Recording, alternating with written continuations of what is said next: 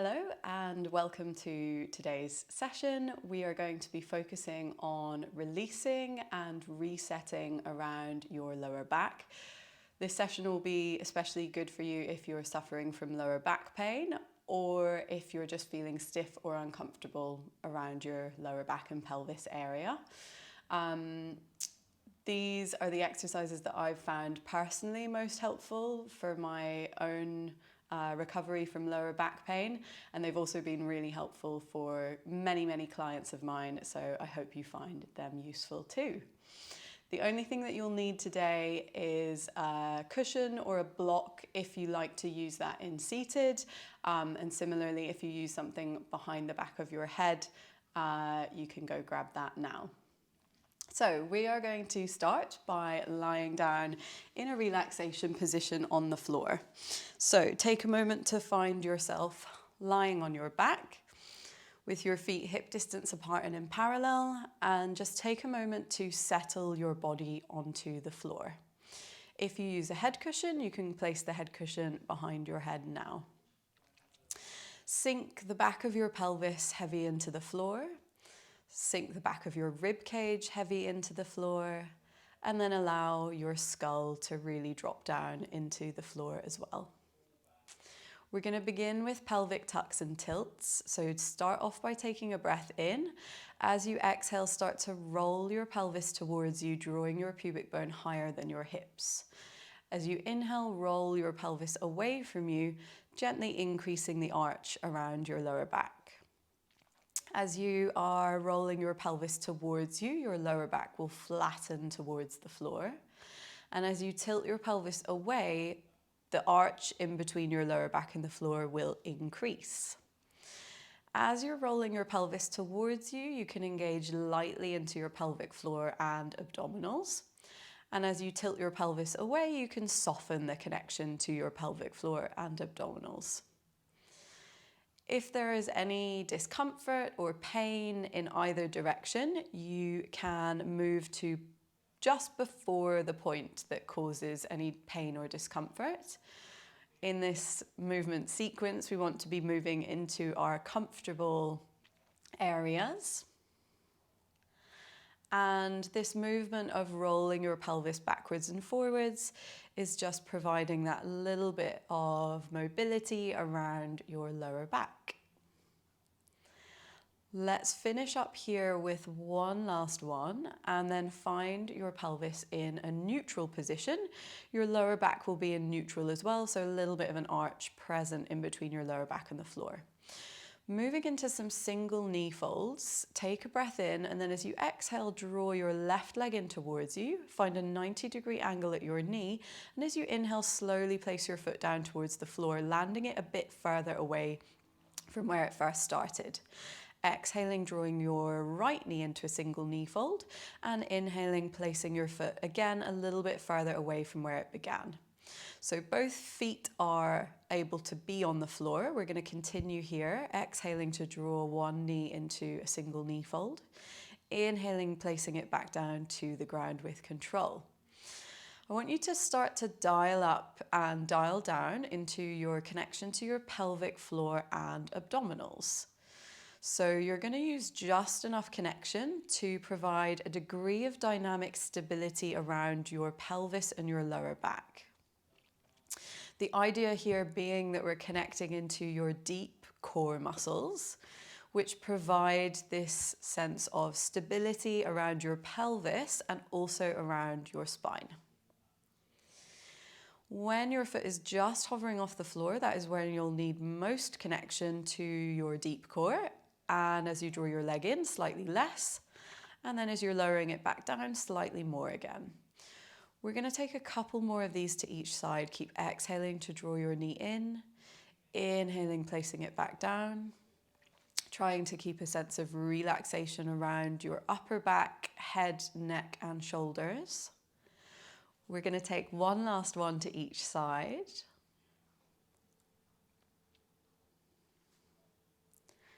And then placing both feet onto the floor, walk them a little bit closer in towards you again so that you can stand into your feet. Next up is spine curls. So take a breath in. As you exhale, start to roll your pelvis towards you, pubic bone lifting higher than your hips. Sequentially lift your spine up off the floor, finding a shoulder bridge position. Take a breath in at the top, and as you exhale, release your spine back down to the floor sequentially, one vertebrae at a time. Land your pelvis and return it back into neutral. Going again, exhaling, rolling your pelvis towards you, finding as much sense of opening across the front of your hips as possible, so your pubic bone lifts higher than your hips.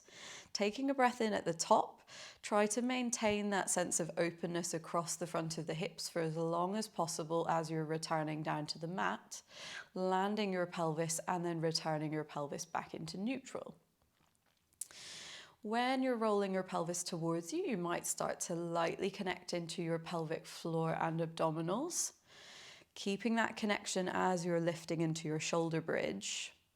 As you're lowering back down, again maintaining the connection to pelvic floor and abdominals until eventually you land your pelvis and then you reduce or soften the connection to your pelvic floor and abdominals. We're going to go for one last one. On this one, I want you to find a sense of focus of creating some length and space in your lower back. So can you imagine that as you're lowering back down, you're opening into your lower back, landing your pelvis a little further away from where it first started. We're going to begin to add in some internal rotation through your thigh bone. So coming up into your shoulder bridge position, keep your pelvis lifted and start to spiral your knees in towards one another. Then you're going to keep your knees connected, or as much as is comfortable for you. Lower your spine sequentially back down to the mat, find neutral, and then float your legs back into parallel. Taking a breath in, exhaling, rolling your pelvis towards you, standing into your feet, beginning to feel the backs of your legs supporting you. As you inhale, draw your knees towards one another, spiraling your thigh bones together. Exhaling, releasing yourself back down to the floor, one vertebrae at a time, and then releasing your legs back into parallel. So if this doesn't feel quite right for your knees, you can take a little drawing of your legs closer together, and then you can release them back into parallel before releasing your spine back down to the ground. And what we're doing with this exercise is we're really building some strength and some stamina into your hamstrings, the backs of your legs, your glutes. And then with the internal rotation of your thighs, we're building some strength and stamina into your adductor magnus and also the internal rotators of your hips.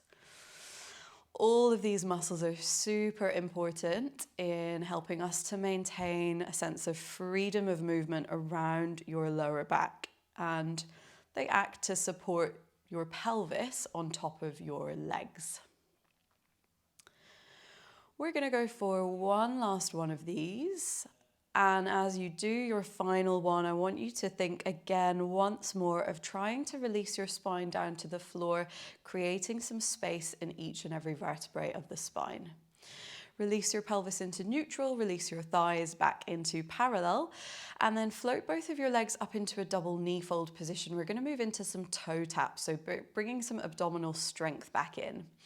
As you inhale, send one foot down towards the floor. As you exhale, draw it back in. Keep alternating legs, just taking your leg to wherever you can maintain neutral spine, neutral pelvis. And again, we're going to start thinking about dialing up and dialing down into your abdominals. So as your foot goes down towards the floor, you want to connect a little bit more strongly into your pelvic floor and abdominals. As your leg comes back in, you need slightly less.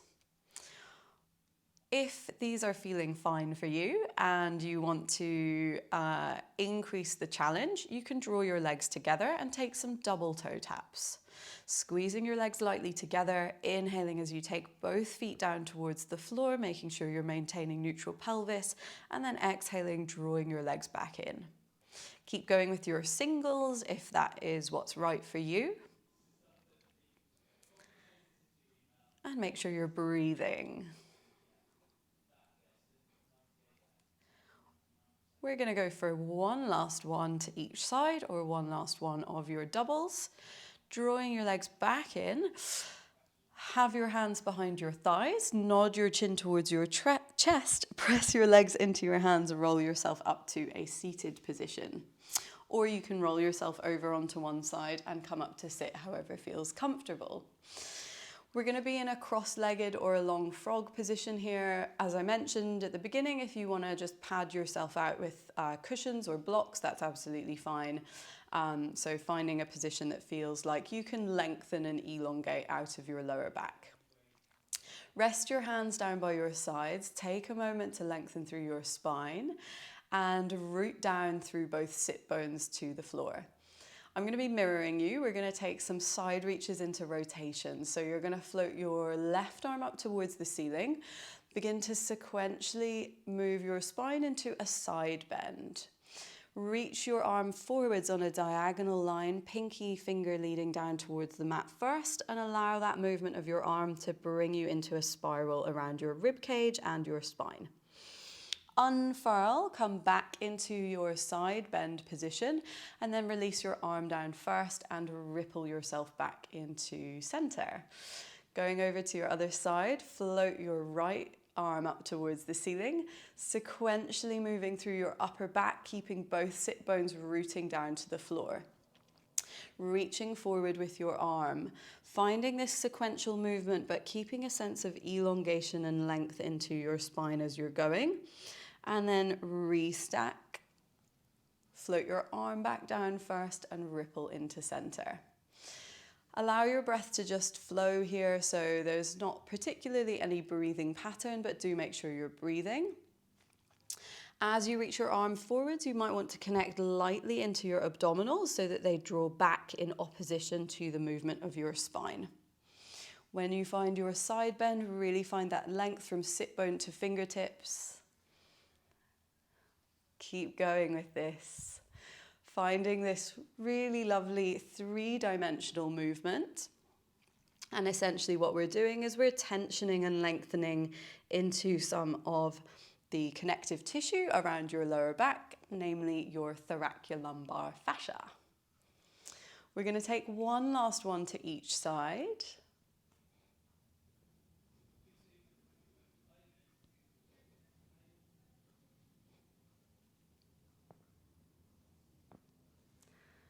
And finishing up here on your last one, feeling that length and opening in the top side of your waist.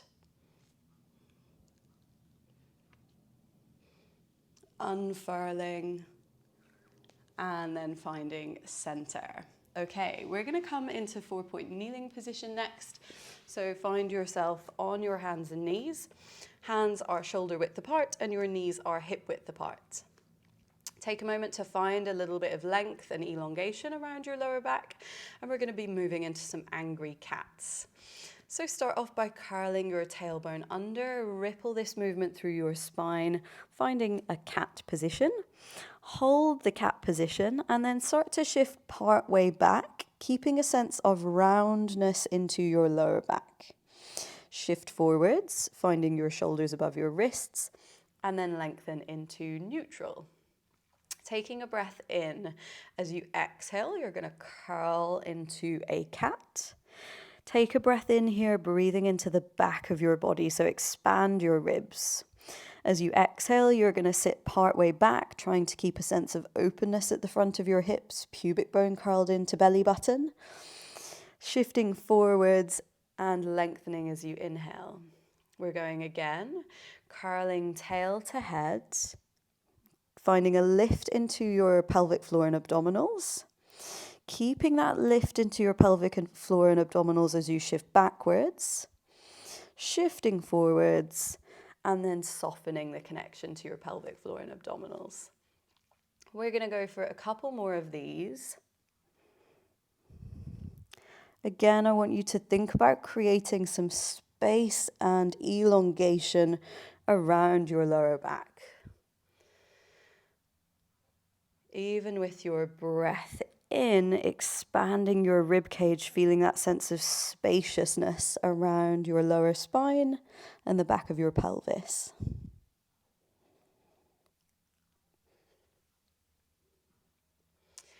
We're going to take this next one as your last one.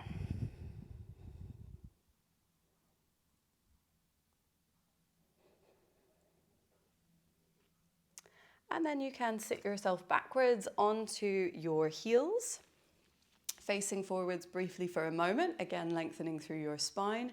Let's float your hands up towards the ceiling and then circle them out and around. Inhaling to reach your arms up and exhaling, taking them down by your sides. We're going to go up, taking your hands up towards the ceiling once more, and then lift your breastbone, finding a gentle extension into your spine. Reach your arms out to the side and then curl into a C curve. Restack through your spine, find your hands just resting down by your sides. That's us finished for just now. I hope you found that helpful and that you're feeling a little bit more easeful around your lower back. You can practice this as many times as you want, and I hope you found it useful.